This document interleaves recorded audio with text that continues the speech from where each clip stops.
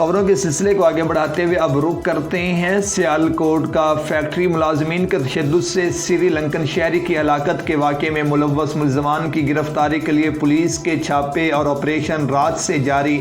मजीद इस पर रिपोर्ट कर रहे हैं हमारे नुमाइंदा अली इमरान।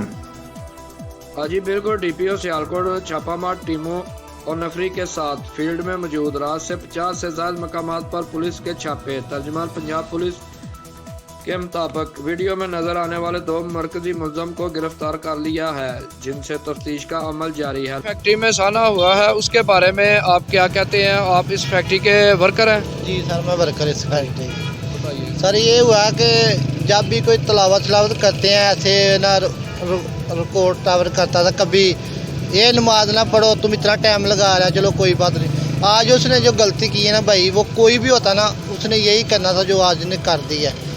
वो तलावे सब लगी होती हैं, ठीक है, उसने वो तारा उधर से वो तार के फाड़ फूड़ के बास्टिक में फेंक दिया, ठीक है। बस यही उसने गलती की है बहुत बड़ी। कितनी देर से यहाँ पे वो काम कर रहा है? काम 15-16 साल से कर रहा था मेरे दादा। जब 15-16 साल बीत गया, उस टाइम उसने कोई हरकत नहीं की ऐसी? पहले बस ये नमाज की तरफ रोकता था, नमाज ना पढ़ो तुम ज़्यादा टाइम करते ये करते, चलो मजबूरी, हर आदमी मजबूर होता है, जब छोड़ दी नमाज कोई बात नहीं।